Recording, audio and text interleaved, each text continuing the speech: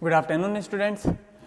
Last class में protein start कर दिया था हमने, और प्रोटीन के अंदर कुछ उसके टाइप्स की बात करी थी, कैसे क्या उसका फॉर्मेशन होता है, उस चीज़ों की बात करी थी, जिसमें हमने बता दिया था कि अल्फा एमिनो एसिड के थ्रू प्रोटीन का निर्माण होता है ना।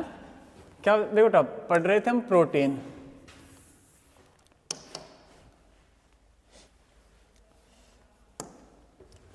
ठीक है, जो टॉपिक चल रहा था वो क्या चल रहा था, प्रोटीन। और प्रोटीन में आपको मैंने इतना बता दिया था कि प्रोटीन का जो फॉर्मेशन होता है ना, या इसका हाइड्रोलिसिस करो, आप अपघटन कराओ। ठीक, जब आप प्रोटीन का अपघटन कराओगे तो सबसे पहली बात, अगर आंशिक अपघटन कराओगे तो पेप्टाइड बनता है, पेप्टाइड। अगर आंशिक अपघटन कराओगे तब तो पेप्टाइड बनता है, और अगर इसका पूर्ण अपघटन कराओगे तो फिर बनता है अल्फा अमीनो अम्ल। एग्जैक्टली जो प्रोटीन होते हैं वो अल्फा एमिनो एसिड के मिलने से बनते हैं। अल्फा एमिनो एसिड आपस में मिलकर के पहले पेप्टाइड बनाते हैं, फिर पेप्टाइड आपस में जुड़ करके पॉलीपेप्टाइड बनाते हैं। क्या कह रहा हूं बेटा, अल्फा अमीनो एसिड होते हैं, ठीक है, अल्फा अमीनो अम्ल, ये सबसे पहले आपस में जुड़ेंगे। ठीक है, इनके जुड़ने से, इनके आपस में जुड़ने से क्या बनता है, सबसे पहले बनता है पेप्टाइड, पेप्टाइड। और जब पेप्टाइड आपस में जुड़ते हैं तो फिर बनता है पॉलीपेप्टाइड, पॉलीपेप्टाइड, पेप्टाइड। और ये जो पॉलीपेप्टाइड होते हैं ना, इन्हीं को क्या कहते हैं बेटा, हम प्रोटीन कह देते हैं। ये जो पॉलीपेप्टाइड होते हैं इन्हीं को क्या नाम दे देते हैं हम, प्रोटीन। एग्जैक्टली आप ऐसा कह सकते हो कि प्रोटीन क्या होते हैं, पॉलीपेप्टाइड होते हैं, पेप्टाइड के आपस में जुड़ने से बनते हैं।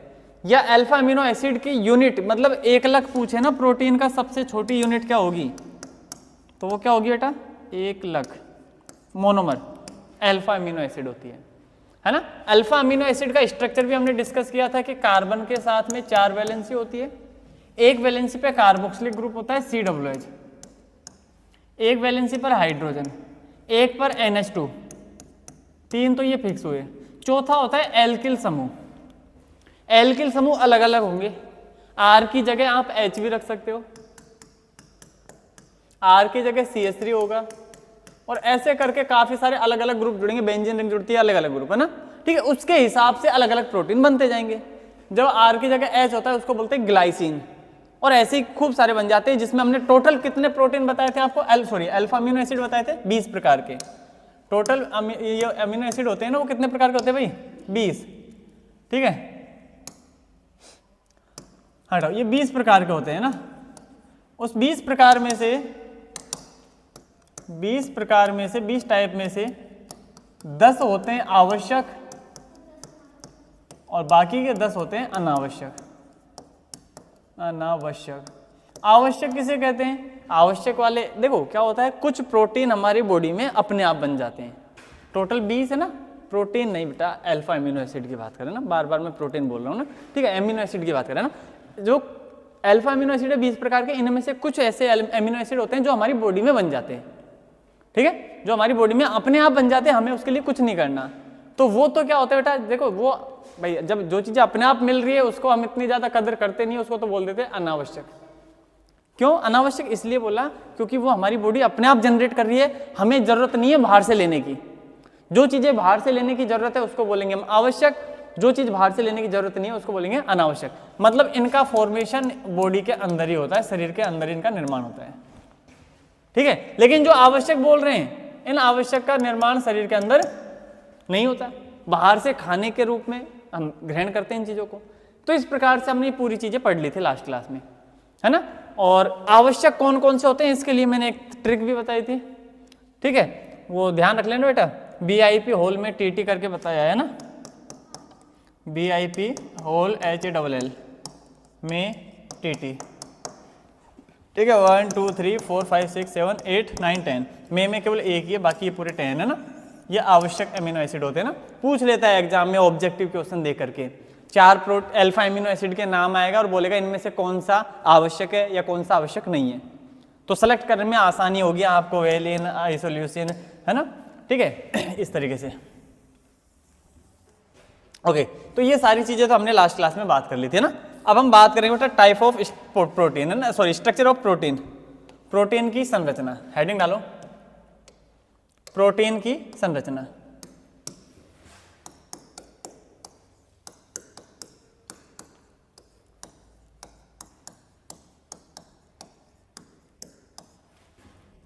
प्रोटीन की संरचना।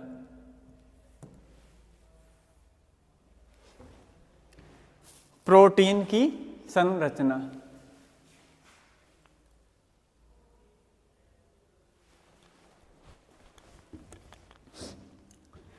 हाँ तो ना, ठीक है, हेडिंग डाल दी। देखो सुनना, प्रोटीन की संरचना की जब बात करते हैं ना, तो इसकी संरचना को हम 4 भागों में तोड़ते हैं। एक होती है बेटा प्राथमिक संरचना, द्वितीयक संरचना,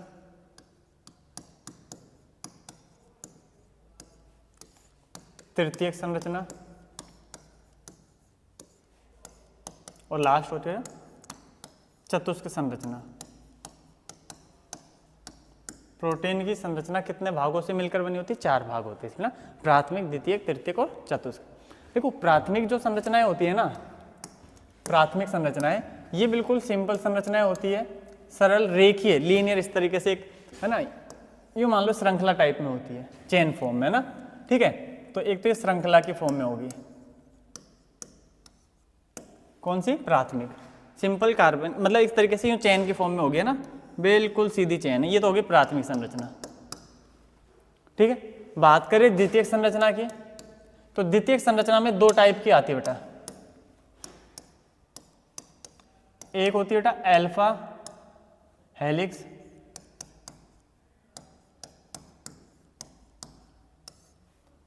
और बीटा, ये जो प्लेट के आकार की होती है ना, क्या बोलते हैं इस प्लेट को?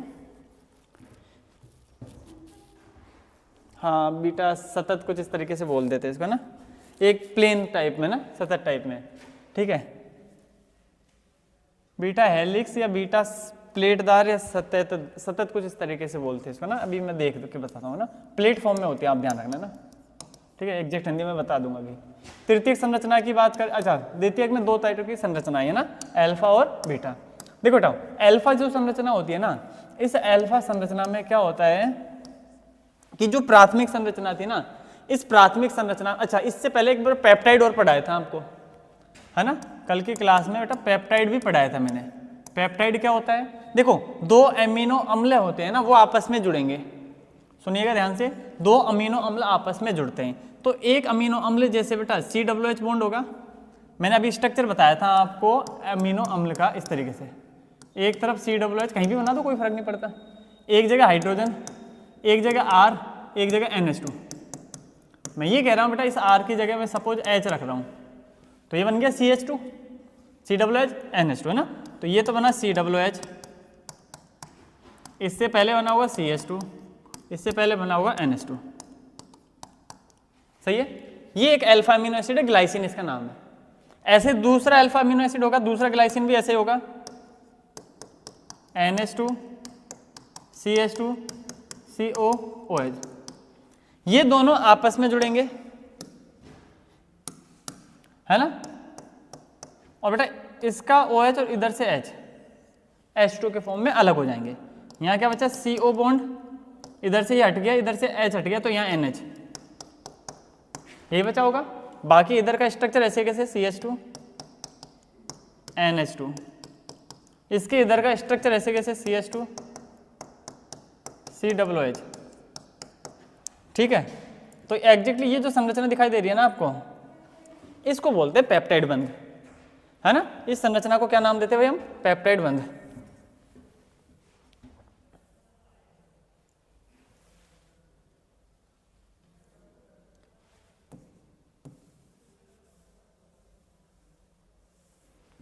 है ना, इस संरचना को हम पेप्टाइड बंध नाम दे देते हैं। क्लियर हुई बात? ठीक। अब ये कह रहे हैं बेटा कि द्वितीयक संरचना जो होती है ना, इसके अंदर जैसे अब इस तरीके से पेप्टाइड बॉन्डिंग तो मिलेगी आपको। तो पेप्टाइड बंधों में क्या होता है, जैसे एक यहाँ पर बेटा CO ग्रुप है, ये ऐसे आगे कहीं ना कहीं NH ग्रुप मिलेगा, होगा कहीं ना कहीं, ये एक CO होगा, एक NH होगा, CO NH होगा। तो जो CO के पास में से है ना दूसरा NH आता है ना, वो जैसे इधर वाला NH ये घूम के इस तरफ होगा दूसरी जगह, इनके बीच में हाइड्रोजन बॉन्डिंग बन जाती है। CO ग्रुप और NH के बीच में हाइड्रोजन बंध का निर्माण हो जाता है। तो ये संरचना इस तरीके से घूम जाती है।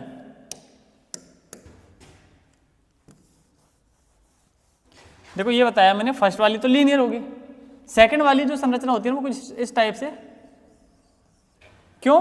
जैसे इसका क्या हुआ बेटा, यहाँ पे एक ग्रुप होगा ना NHCl, जो भी मानो आप इसको ना भाई, एक होगा NH, यहाँ होगा CO, तो इनके बीच में हाइड्रोजन बॉन्डिंग बन जाएगी, तो ये पास पास आ जाती है ना, और ऐसे स्ट्रक्चर में हाइड्रोजन बॉन्डिंग बन जाती है, इसको बोलते हैं हेलिक्स संरचना। ठीक है, तो दूसरी संरचना ऐसी होती है।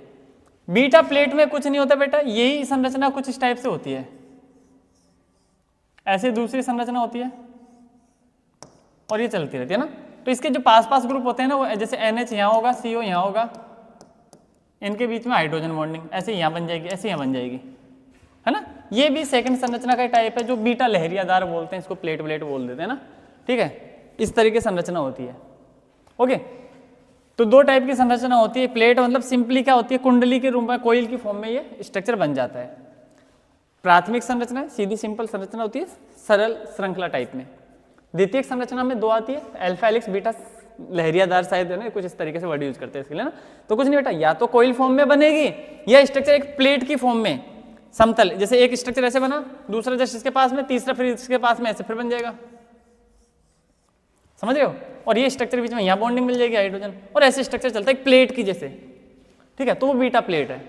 ओके, थर्ड स्ट्रक्चर में क्या होता है, ये संरचनाएं अपने आप को रिपीट करती है। ये जो बीटा सेकंड संरचना बनी ना, यही संरचना क्या होगी बेटा, अभी इसमें तो कोयल सीधी कोयल थी, अब ये कोयल इस तरीके से घूमना स्टार्ट हो गई, और भी इस तरीके से बना सकते हो दो तीन। तो ये हो गई अपनी तृतीयक संरचना। ठीक है, इसके बाद फिर फोर्थ संरचना की बात करें,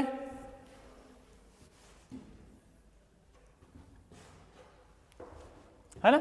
इसके बाद फिर फोर्थ संरचना की बात करें। फोर्थ संरचना में क्या होता है, तो देखो फोर्थ संरचना में ये जो तृतीयक संरचना है बेटा, देखो बेस तो ये तीन ही होती है, बेस संरचना तो ये तीन ही है कि इन तीन से ही मिलकर के बनता है ना। ये सेकंड वाली थी, है ना, जिसका ये अल्फा वाली हो गई, ये दूसरी बीटा वाली हो गई। ठीक, ये थर्ड वाली हो गई। फोर्थ में क्या होता है, जो तृतीयक संरचना बनी ना, ऐसी कई संरचना होती है जो ओवरलैप करती है, एक जाल सा बना लेती है। मतलब जैसे एक संरचना ये बनाई आपने, अब इसको देख के समझ में आ रहा है प्राथमिक संरचना है, वो सॉरी तृतीयक संरचना है ना। इसी में एक और चेन होगी कोई ऐसी, कोई एक और चेन बना दो इसी में, तो इस तरीके से काफी सारे मिक्सअप बनेगा इसका, वो फोर्थ बनेगी। ठीक है, उम्मीद है इतनी बातें समझ में आ रही होगी। ठीक, इंपॉर्टेंट बात यह है इनके बीच की बॉन्डिंग। ठीक, इसमें कुछ नहीं, सीधी सरल रेखा में केवल पेप्टाइड बंध मिल रहे हैं। ठीक है, इसमें केवल पेप्टाइड बंध था, जो CONH होता है, CONH, इसको बोलते हैं पेप्टाइड बंध। ये तो सीधी श्रृंखला में था। लेकिन जिसके अलावा जो द्वितीयक संरचना होती है ना बेटा, इसमें दो प्रकार के बंध पाए जाते हैं। एक तो मिलता है हाइड्रोजन बंध और एक मिलता है डाइसल्फाइड बंध। डाइसल्फाइड बंध, दो प्रकार के बंध पाए जाते हैं इसमें ना। कौन कौन से भाई, हाइड्रोजन बंध और डाइसल्फाइड बंध। कौन सी में, द्वितीयक संरचना में। तृतीयक संरचना की बात करूं तो तृतीयक संरचना के अंदर बेटा ये दोनों तो मिलेंगे ही मिलेंगे, जाहिर सी बात है, क्योंकि इस सेकंड के मिलने से तो तृतीय बनी है। तो तृतीयक में ये दो चीजें तो मिलेगी मिलेगी। कौन कौन सी, हाइड्रोजन बंध, डाइसल्फाइड बंध।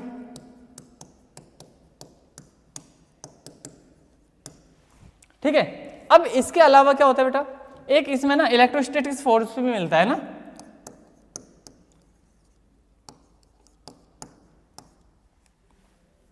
विद्युत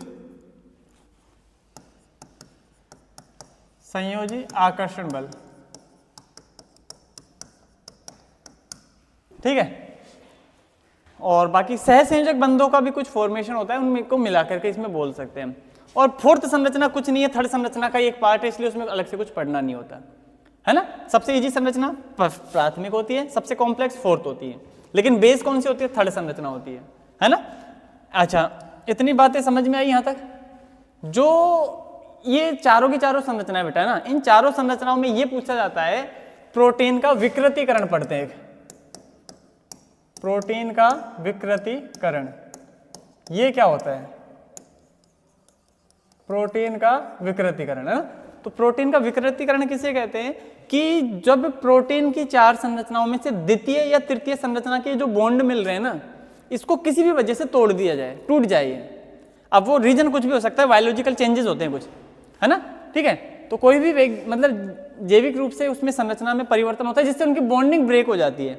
बंध के टूटने से उसकी संरचना पर कुछ ना कुछ प्रभाव तो पड़ेगा, मतलब इसके गुणों में कुछ ना कुछ परिवर्तन तो आएगा, ठीक है। इसी को बोलते हैं प्रोटीन का विकृतीकरण। प्रोटीन के विकृतीकरण में कौन सी संरचना में चेंजिंग आती है? द्वितीयक और तृतीयक। प्रोटीन की विकृतीकरण में कौन सी संरचना में विकृतीकरण मतलब चेंजेस आता है? द्वितीयक संरचना में और तृतीयक संरचना में। किस में चेंजेस नहीं आता? प्राथमिक में। प्राथमिक में कभी भी कोई चेंज नहीं आता, सिर्फ द्वितीयक और तृतीयक संरचना चेंज होती है, क्योंकि एग्जैक्टली या तो हाइड्रोजन बॉन्ड या डाइसल्फाइड या विद्युत संयोजी जो भी आकर्षण बल है उनमें चेंजेस आता है। इसके बीच का जो पॉलीपेप्टाइड है ना, वो पेप्टाइड बंध है, इस पेप्टाइड में कोई चेंजेस नहीं आता, है ना, इसलिए प्राथमिक संरचना में कोई चेंज नहीं आएगा। प्राथमिक संरचना तो एज इट इज बनी रहेगी प्रोटीन की। विकृतीकरण का मतलब क्या है? डीनेचुरेशन का मतलब क्या है बेटा? कि इसकी द्वितीयक या तृतीयक संरचना में जो पाए जाने वाले बंध है, उस बंधों में क्या होता है, किसी भी बायोलॉजिकल चेंजेस की वजह से अगर उसके बंधों का भाई टूटना हो जाए, मतलब अपघटित हो जाए, टूट जाए बंध, तो उससे क्या होता है? प्रोटीन का विकृतीकरण बोलते हैं, ठीक है। ध्यान रखने वाली बात ये, द्वितीयक और तृतीयक संरचना में ये परिवर्तन होता है, प्राथमिक संरचना में कभी भी कोई परिवर्तन नहीं होता है। उम्मीद है यहां तक की चीजें समझ में आ गई होगी, ठीक है। तो लिखना स्टार्ट कर लेते हैं अब इसको ना। हेडिंग डाल लो बेटा, प्रोटीन की संरचना, और इसमें लिखो प्रोटीन की संरचना को चार भागों में बांटा गया है।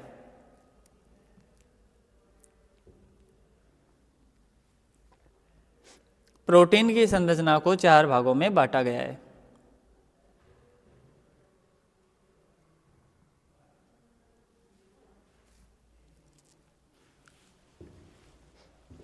पहले लिखो बेटा प्राथमिक संरचना। प्राथमिक संरचना लिखो, इसमें विभिन्न एमिनो अम्ल, विभिन्न एमिनो अम्ल परस्पर रेखीय क्रम में, परस्पर रेखीय क्रम में पेप्टाइड बंध के द्वारा, रेखीय क्रम में पेप्टाइड बंध के द्वारा जुड़कर, पेप्टाइड बंध के द्वारा जुड़कर प्राथमिक संरचना का निर्माण करते हैं। प्राथमिक संरचना का निर्माण करते हैं।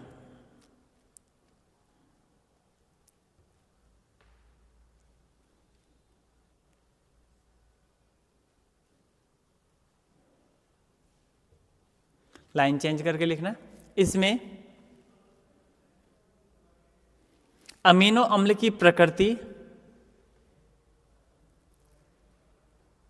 अमीनो अम्ल की प्रकृति, संख्या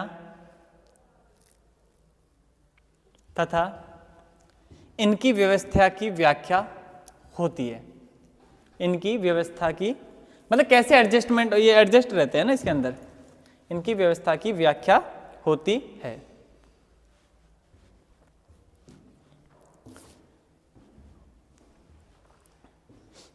उम्मीद है प्राथमिक संरचना समझ में आई होगी। प्राथमिक संरचना में यही था, अमीनो अम्ल एक रेखीय क्रम में, एक चेन के रूप में, एक श्रृंखला के रूप में जुड़ते हैं और जुड़ जाते हैं, पेप्टाइड बंध से जुड़ेंगे और ऐसे एक श्रृंखला बना लेंगे, बस इसी को बोलते हैं प्राथमिक संरचना। काम खत्म, है ना।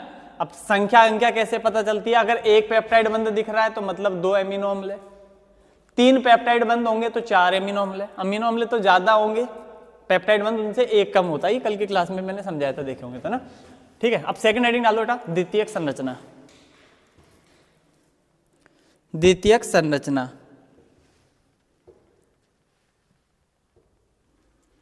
लिखो, इसमें प्रोटीन की द्वितीयक संरचना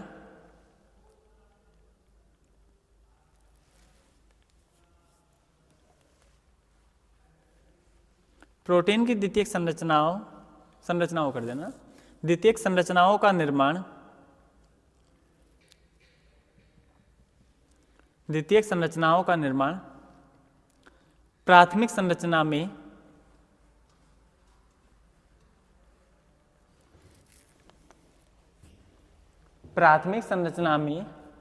पाए जाने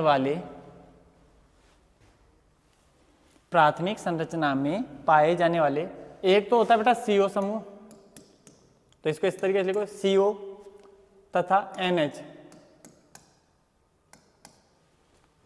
है ना, CO तथा NH समूह के मध्य CO तथा NH समूह के मध्य बनने वाले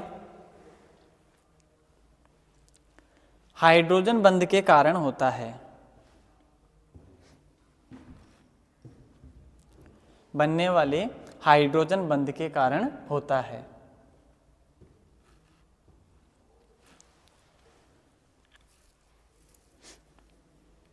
जिससे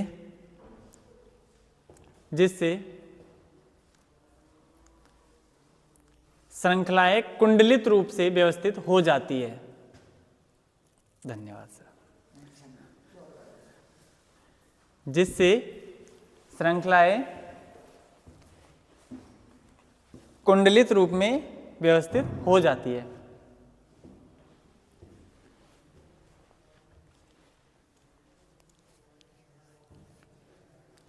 लाइन चेंज करके लिखना। द्वितीयक संरचनाओं में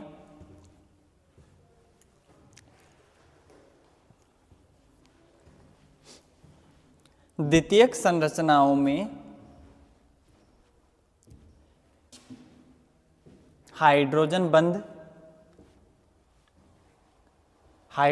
बंध तथा डाइसल्फाइड बंध पाया जाता है। हाइड्रोजन बंध तथा डाइसल्फाइड बंध पाया जाता है।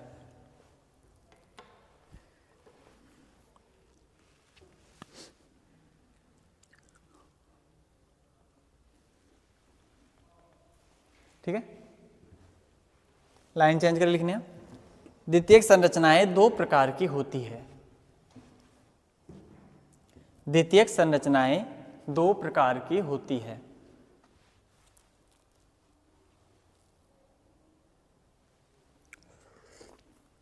ए और बी करके लिख लेंगे बेटा, ना पहले ए करके लिखो, अल्फा हेलिक्स।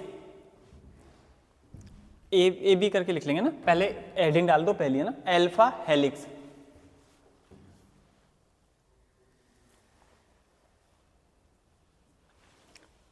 अल्फा हेलिक्स लिखो। इसमें इस संरचना में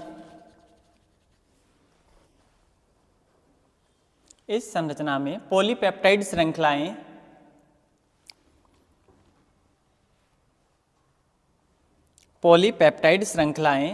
मतलब वो सीधी श्रृंखला थी ना बेटा, उसकी बात कर रहे हैं, वही तो होती है आपस में ना, वही बनाएगी।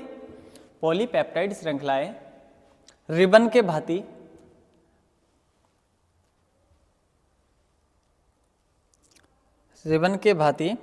सर्पिलाकार होकर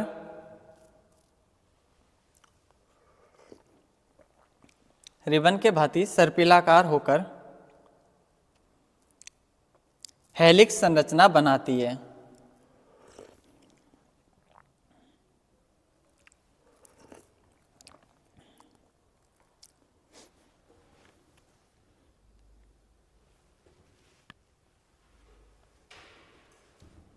इस संरचना को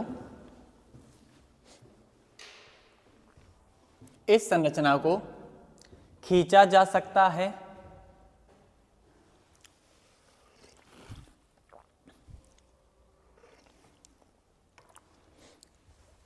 इस संरचना को खींचा जा सकता है तथा छोड़ने पर, मतलब वो स्प्रिंग वाला हाल है बेटा, है ना। देखो स्प्रिंग को जैसे इसको खींचोगे तो खींच जाएगी और फिर छोड़ोगे तो वापस अपनी पोजीशन पे आ जाएगी, तथा छोड़ने पर पुनः प्रारंभिक अवस्था में आ जाती है। छोड़ने पर पुनः प्रारंभिक अवस्था में आ जाती है।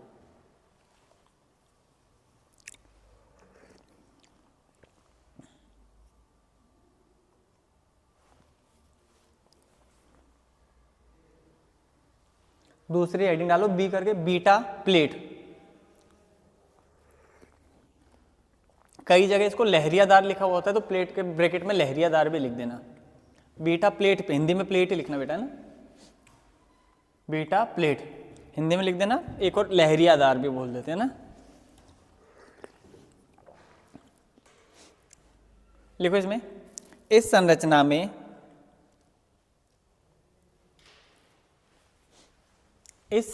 में पॉलीपेप्टाइड श्रृंखलाएं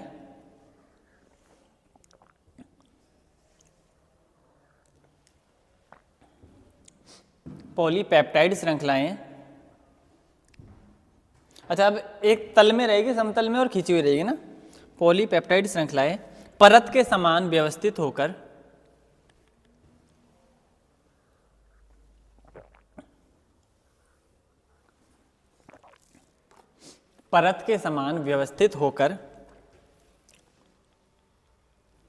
एक के ऊपर एक व्यवस्थित हो जाती है।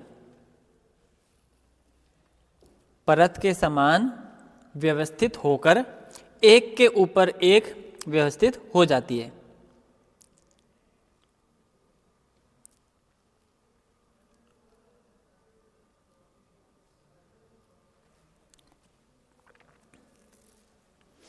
हो गई, है ना। अब तीसरी हेडिंग डालो बेटा, तृतीयक संरचना। तृतीयक संरचना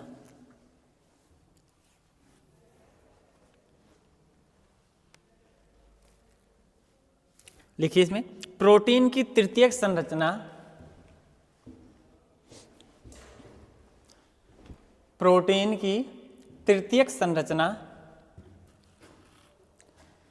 त्रिविमीय होती है। मतलब ये संरचना घूमती जाएगी। अपन ने तो एक बार छोटी सी बना के छोड़ दी, बाकी आप मर्जी है जैसे घुमाते रहो इसको, है ना। ठीक है, गुच्छा सा बना लेगी एक तरीके से। त्रिविमीय होती है। नेक्स्ट पॉइंट में लिखना है इसमें, विभिन्न द्वितीयक पॉलीपेप्टाइड श्रृंखलाएं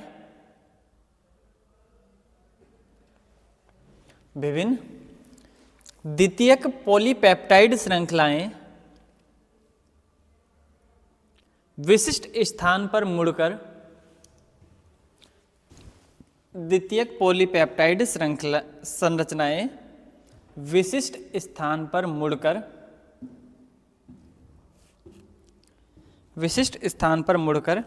वह लूप बनाकर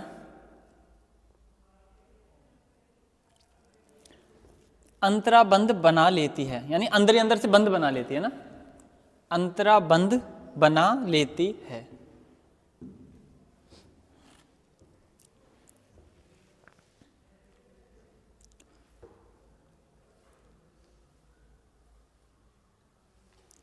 अतः ये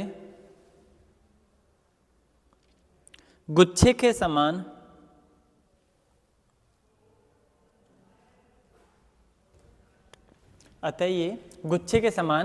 एक निश्चित संघनन आकृति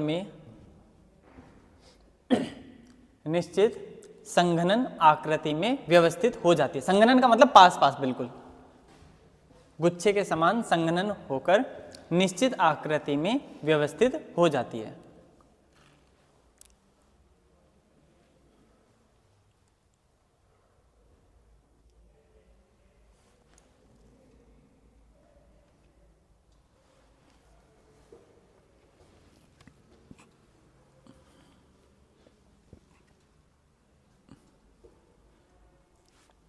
नेक्स्ट पॉइंट में लिखना, तृतीयक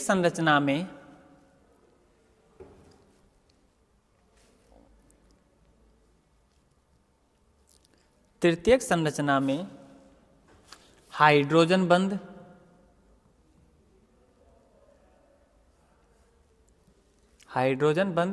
डाइसल्फाइड बंध, डाई सल्फाइड बंध, विद्युत संयोजी बंध,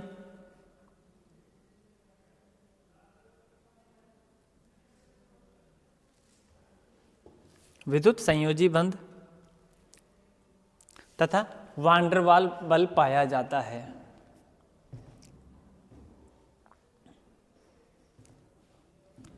वान डेर वाल बल पाया जाता है।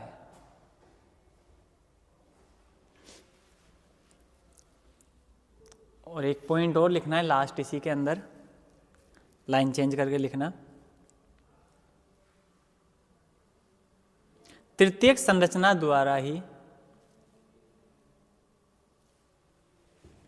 तृतीयक संरचना के द्वारा ही प्रोटीन का संपूर्ण आकार निर्धारित होता है। तृतीयक संरचना के द्वारा ही प्रोटीन का संपूर्ण आकार निर्धारित होता है।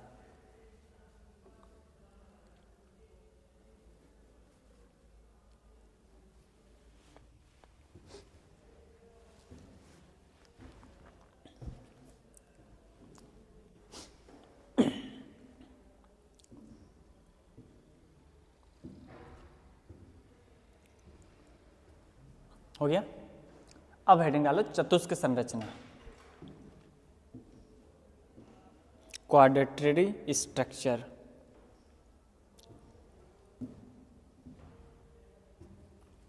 चतुष्क संरचना, दो से ज्यादा जो तृतीय संरचना है वो जुड़ेंगी आपस में, तो लिखो दो या दो से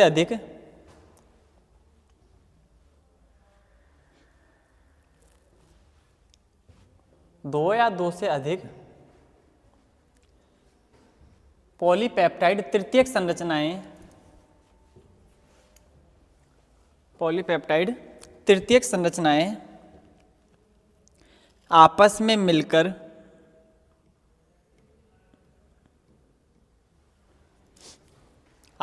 मिलकर चतुष्क संरचना का निर्माण करती है।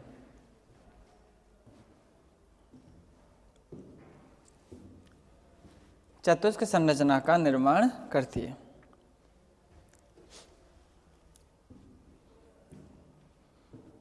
ठीक है, लाइन चेंज करके एक बात और लिख देना इसमें, इसमें भी तृतीयक संरचना के समान, तृतीयक संरचना के समान बंध पाए जाते हैं। वही सारे बंध है ना, तृतीयक संरचना के समान बंध पाए जाते हैं।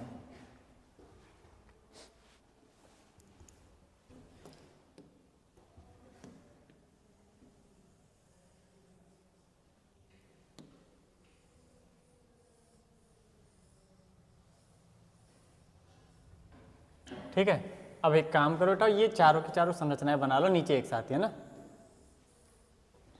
ठीक, इसमें ये सेकंड वाले में बेटा ए और बी कैसे कैसे बनानी है अलग अलग समझ में आ गया होगा क्या, है ना। इसमें तो कुंडली में कहीं भी NH और C होगा, उनके बीच में बॉन्डिंग बनानी है। हालांकि तुम बना के दिखानी नहीं है तुम्हें, बस तुम्हें समझाने के लिए बता दिया था। एक तरफ NH एक तरफ C हो, हाइड्रोजन बंध बन जाएगा। इसमें इस पॉइंट पर NH होगा, इस पॉइंट पर C होगा और इनके बीच में हाइड्रोजन बंध बन जाएगा ना। तो इस तरीके से हाइड्रोजन बंध बना रखे हमने, है ना। ठीक है, तो आप इनके बीच में बॉन्डिंग दिखा सकते हो, या फिर मैं इसको वापस बना देता हूँ, उस तरीके से आप बना लेना ना।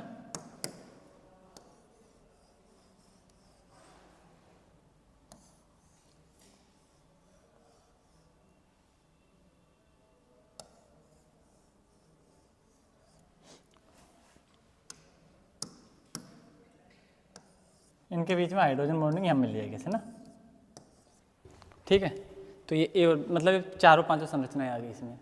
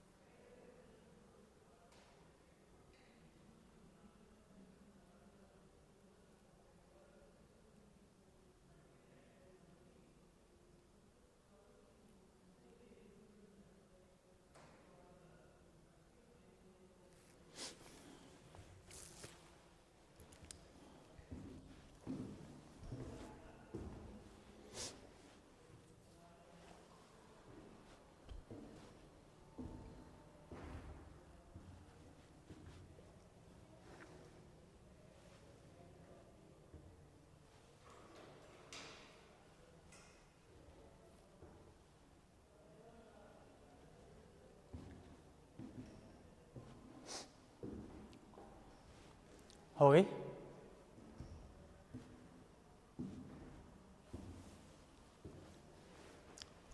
लिख देना वो कौन कौन सी संरचना है ना।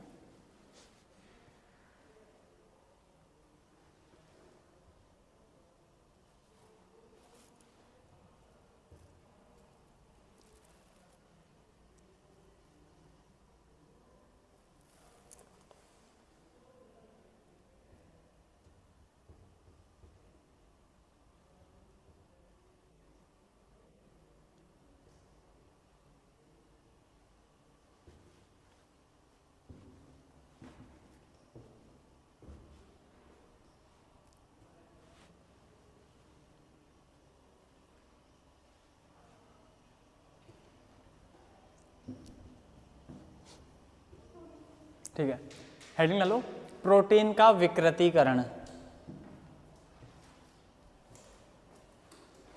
प्रोटीन का विकृतीकरण इंपॉर्टेंट है बेटा, है ना, अच्छे से पढ़ जाना इसको। प्रोटीन का विकृतीकरण,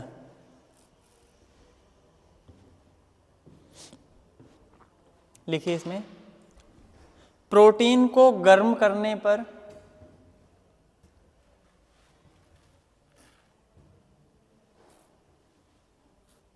प्रोटीन को गर्म करने पर अथवा अम्ल, क्षार या धातु लवणों से अभिक्रिया कराने पर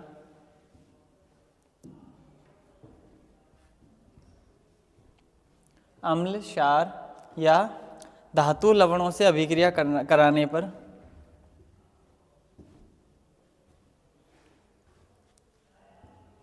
प्रोटीन की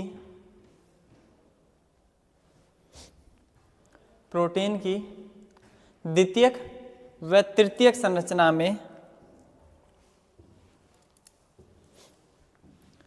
प्रोटीन की द्वितीयक व तृतीयक संरचना में पाए जाने वाले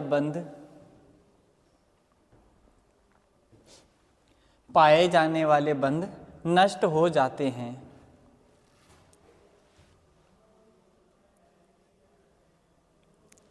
पाए जाने वाले बंध नष्ट हो जाते हैं, जिससे प्रोटीन की संरचना परिवर्तित हो जाती है, जिससे प्रोटीन की संरचना परिवर्तित हो जाती है। इसे ही प्रोटीन का विकृतीकरण कहते हैं। इसे ही प्रोटीन का विकृतीकरण कहते हैं।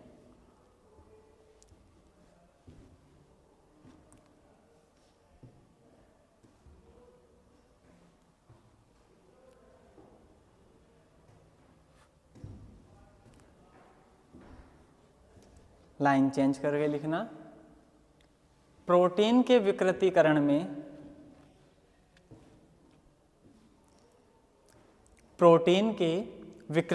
में केवल द्वितीयक व तृतीयक संरचना में ही परिवर्तन होता है।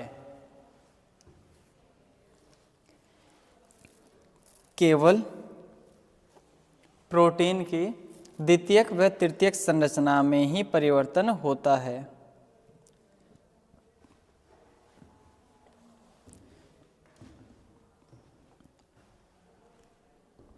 द्वितीयक व तृतीयक संरचना में ही परिवर्तन होता है। प्राथमिक संरचना में कोई परिवर्तन नहीं होता है।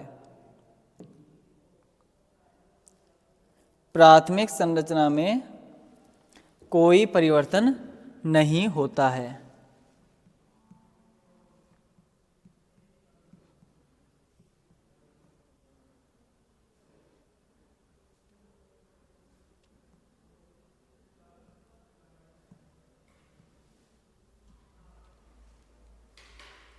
ठीक है भाई,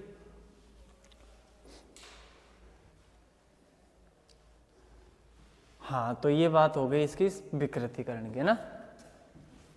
कुछ प्रोटीन के उपयोग है वो लिखवा देते हैं, हालांकि एग्जाम में पूछे नहीं जाते हैं ना, फिर भी लिख लो एक बार। प्रोटीन के उपयोग।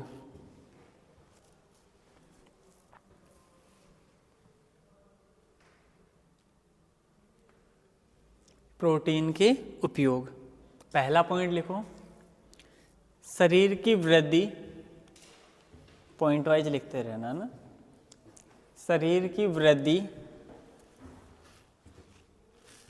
तथा क्षतिग्रस्त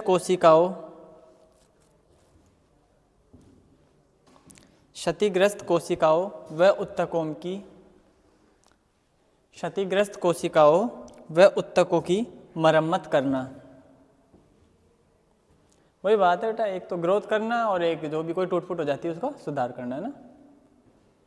कोशिकाओं व उत्तकों की मरम्मत करना है ना। सेकंड पॉइंट लिखिएगा, हो गया फर्स्ट पॉइंट, क्षतिग्रस्त कोशिकाओं की या उत्तकों की मरम्मत करना है ना। सेकंड लिखो, एंजाइम तथा हार्मोन का संश्लेषण करना। एंजाइम तथा हार्मोन का संश्लेषण, बस इतना ही लिख दो ना, एंजाइम तथा हार्मोन का संश्लेषण। तीसरा लिखो, पेशियों का निर्माण,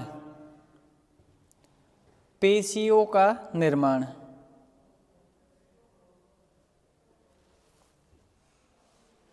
एंड फोर्थ लिख देना, आनुवांशिक लक्षणों का विकास, आनुवांशिक लक्षणों का विकास।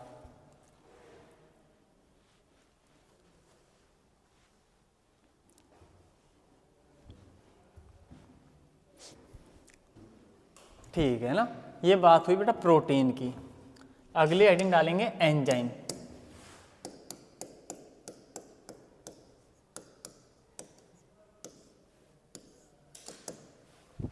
एंजाइम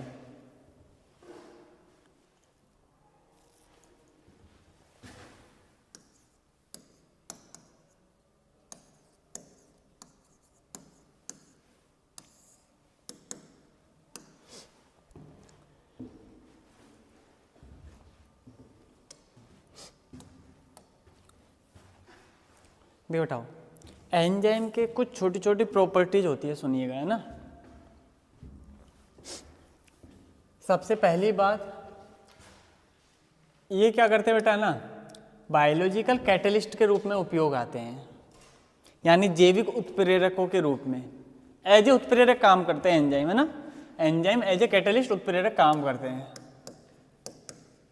बायोलॉजिकल कैटलिस्ट के रूप में काम करते हैं ना, जैविक उत्प्रेरक के रूप में इनका प्रयोग किया जाता है। पहली बात समझ में आई। क्या कह रहा हूं बेटा, एंजाइम कैसे काम में आते हैं, जैविक उत्प्रेरकों के रूप में, मतलब जितनी भी जैविक क्रियाएं होती हैं उनमें एज ए कैटलिस्ट काम आते हैं उत्प्रेरक के रूप में। ठीक है, उत्प्रेरक जो होते हैं बेटा इनकी मात्रा बहुत कम चाहिए होती है, सूक्ष्म मात्रा में बहुत अच्छा काम कर देते हैं ना। ऐसा नहीं कि भर भर के मात्रा चाहिए जब जाके काम करेंगे, सूक्ष्म मात्रा की आवश्यकता होती है और ये काम कर जाते हैं। तीसरी बात, इनके लिए जो आइडियल केस चाहिए ना, टेम्परेचर और पीएच। देखो बेटा इनका जो ताप होता है ना बेटा, किस ताप पर ये काम करते हैं, तो नॉर्मल जो रूम टेम्परेचर उस पर ये अच्छा काम करते हैं, है ना। तो 298 केल्विन से लेकर के और 308 केल्विन तक आप कह सकते हो इसको, इस पर बहुत अच्छा काम करते हैं। ठीक है, पीएच की बात करते हैं तो पीएच भी बेटा 6 से लेकर 8, मतलब जो नॉर्मल पीएच है, ना तो अम्लीय ज़्यादा चाहिए ना क्षारीय ज़्यादा चाहिए, उस पर आसानी से काम कर जाते हैं ये। ठीक है, तो ये कुछ, और ये विशिष्ट प्रकृति रखते हैं। विशिष्ट प्रकृति का मतलब क्या है बेटा, कि एक पर्टिकुलर अभिक्रिया के लिए एक पर्टिकुलर एंजाइम की आवश्यकता होती है, ऐसा नहीं किसी में भी कोई सा भी भग जाएगा, है ना। विशिष्ट प्रकृति का मतलब है किसी विशेष अभिक्रिया के लिए विशेष एंजाइम की आवश्यकता होगी। ठीक है भाई, जिसमें जो एंजाइम आवश्यक है उसमें वही एंजाइम काम करेगा, दूसरा काम नहीं करेगा। तो ये अपनी एक विशिष्ट प्रकृति रखते हैं, यूनिक नेचर रखते हैं। ठीक है, ये सारी चीज़ें इसको और अच्छा वर्किंग बना देती है। टेम्परेचर भी ठीक है, मात्रा कम है, सूक्ष्म मात्रा में चाहिए होता है, बहुत ज़्यादा क्वांटिटी नहीं चाहिए, तो इसलिए बहुत अच्छे काम करते हैं ना। ठीक है, बॉडी के अंदर ऑटोमेटिक जनरेट होते हैं जो हमारी बहुत सारी क्रियाओं को करवाते हैं ना। तो कौन कौन से एंजाइम से कौन कौन सी रिएक्शन कराते होंगे, क्या क्या हेर फेर करते हैं, वो सारी चीज़ें हमको पढ़नी है। ये इसकी कुछ प्रॉपर्टी टाइप में जो हमने देख ली। ठीक है, तो इसको नेक्स्ट क्लास में डिस्कस करेंगे अपन, है ना। ओके, है ना। ये सारे पॉइंट लिखवाने, फिर उसके बाद में कुछ एग्जाम्पल्स लिखवाने, 7-8 इसके एग्जाम्पल है कि कौन सी अभिक्रिया में कौन सा एंजाइम है और वो क्या काम कर रहा है। ठीक है, बस यही है ना। बाकी इससे पहले बेटा ये इसमें वो ताला चाबी सिद्धांत भी था इसमें ना, भाई कैसे एंजाइम काम करता है, तो वो प्रॉपर एक स्ट्रक्चर बना करके बताया करते थे ना। अभी हालांकि अब रिमूव कर दिया गया इस तरीके से ना, जो भी है भाई एक पर्टिकुलर इस तरीके से स्ट्रक्चर बना दिया।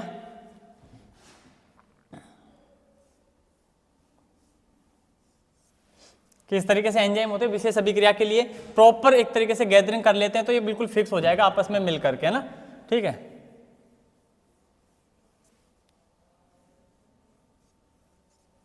जैसे एक चाबी और एक ताला पर्टिकुलर होता है ना, वैसे एक एंजाइम एक अभिक्रिया के लिए विशेष रूप से योगदान देते हैं ना। वो चीजें थी, लेकिन अब वो चीजें हटा दी गई है, हमको केवल इतना ही याद रखना है। ठीक है, कल की क्लास में इसको कंप्लीट कराएंगे ना। आज की क्लास में इतना ही। थैंक